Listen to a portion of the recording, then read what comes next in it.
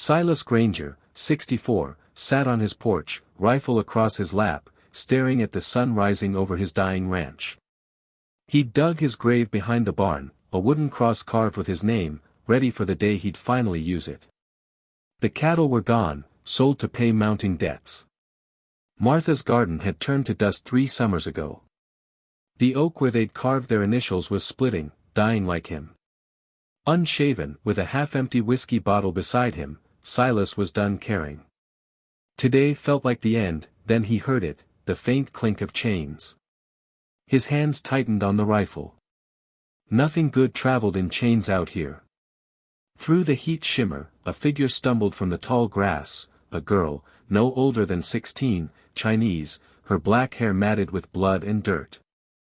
Iron shackles bound her wrists, the chain rubbing her skin raw. Her torn blue dress told a grim story.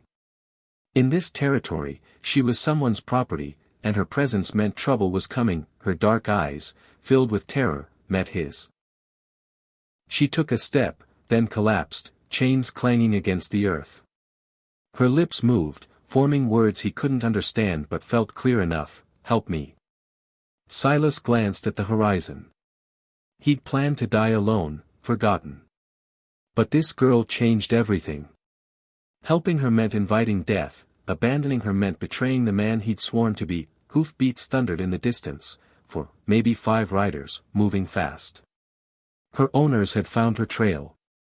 Silas's hands shook, but he stood, rifle ready. The girl pushed herself up, blood trickling from a cut above her eye, her gaze pleading. The riders crested the hill. Brutus Cain led them, a hulking man with pale eyes, a predator running girls like cattle from San Francisco to mining camps. His men fanned out, hands on gun butts, killers, not cowboys. Seen a Chinese girl, old man? Cain's voice cut the air. About 16, in blue. My property. Don't see nobody but you disturbing my peace, Silas replied, voice rough. Cain dismounted, smirking. Tracks lead to your door. She's bleeding.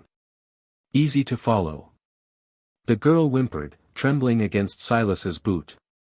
Cain's shadow fell over her. She cost me $2,000. I'm not leaving without her. Silas gripped his rifle tighter. My land, my business. Cain's smile was cold. Step aside, and you keep breathing. The girl's eyes reminded Silas of Martha, scared but hopeful. He'd faced rustlers in his youth, but that was decades ago, before grief buried his courage. Now, 5 guns faced his one. Move on, Silas said, raising his rifle to Cain's chest. Cain laughed. 1 rifle against 5? Mathematics ain't in your favor. Maybe not, Silas said. But I'll drop you first. That's a promise. The air tightened. A meadowlark called faintly. Then the girl spoke, her voice desperate, I know where the railroad gold is hidden. Cain froze. Everyone in the territory knew about the $20,000 in gold stolen from the Aches Railroad 3 months ago. The reward for information was $5,000. Railroad payroll, she said. I saw it. I know where it's hidden. Cain's eyes gleamed. You're lying, girl. The man who took it brought me to his hideout, she continued. Made me watch while he counted it. Said he'd cut my tongue out if I told. Who? Cain demanded. Let me go, she said. Give me a horse, food, water. I'll tell you everything. Cain drew his knife, the blade glinting. I'll cut the truth out of you. She turned to Silas. Help me, and I'll share. Half the gold, $10,000. Enough to save your ranch. Silas's breath caught. That much money could clear his debts, rebuild his life, honor Martha's memory. But Cain's men were ready to kill, and new hoofbeats sounded, more riders approaching. You're a dead man, Granger, Cain snarled. The new riders arrived, 3 railroad detectives, led by Marshal Hawthorne, a tall man in a black coat. We're tracking stolen property, Hawthorne said, eyeing the girl. Cain, and Silas, she's mine, Cain said. Got papers? Papers don't mean much when we're talking $20,000 in gold, Hawthorne replied. The girl stood, chains rattling. I know where the gold is. 2 days' ride north. Shut up, Cain snapped, stepping toward her. Silas raised his rifle. She's under my protection. The yard became a standoff. Cain's men, Hawthorne's detectives, and Silas all held weapons, tension crackling. The girl played her final card. The gold wasn't stolen by robbers. It was an inside job. A railroad man took it. Hawthorne stiffened. You got a name? Free me, and I'll tell you, she said. He wore a badge like yours. Knew the train's route, the guard schedules. Hawthorne's gun was out now, eyeing his own men. Somebody knew too much about that payroll. The detective shifted nervously. Johnson, one of them, protested, she's lying, Marshal. Maybe, Hawthorne said, but someone tipped off the robbers. The girl pressed on. The gold still on railroad property, hidden in plain sight. Where? Hawthorne, Cain, and Silas asked in unison. She looked at Silas. Protect me, old man. Once I tell them, they won't need me alive. Silas felt the weight of her words. She was right, revealing the location made her expendable. Shoot these chains off, she demanded. I die free, or I don't talk. The yard was a powder keg. Cain's men twitched toward their guns. Hawthorne watched his detectives, suspecting betrayal. Silas stood between them all, an old man with a rifle and a choice. Shoot the chains, she repeated. Cain laughed bitterly. You think we're fools? You'll run.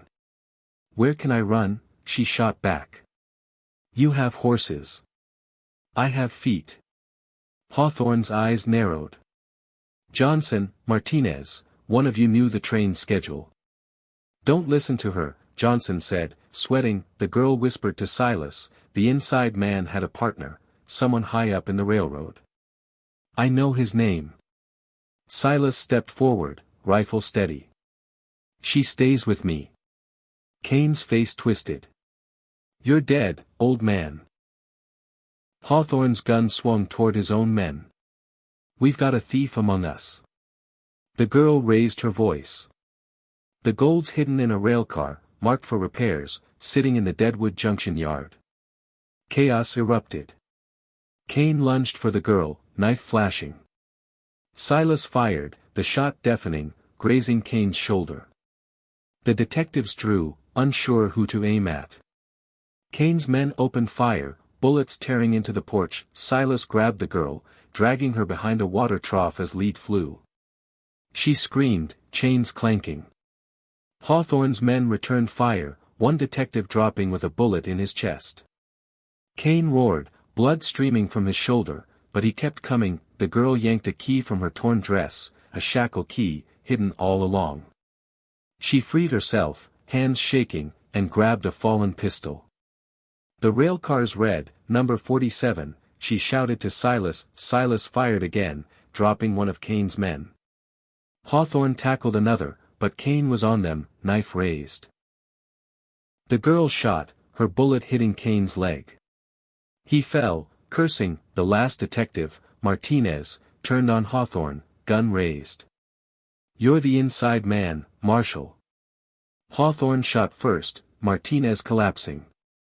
The yard fell silent, bodies strewn across the dust. Silas, bleeding from a graze, helped the girl up. You lied about the gold. She shook her head. It's there. I saw it. But I needed time. Hawthorne, panting, holstered his gun. If she's telling the truth, we split the reward. Silas looked at the girl, her wrists raw but free. You're coming with me, he said. No more chains. She nodded, eyes fierce. We find the gold. Together. They rode north, leaving the ranch and its ghosts behind. Silas wasn't sure if he'd find redemption or death, but for the first time in years, he felt alive.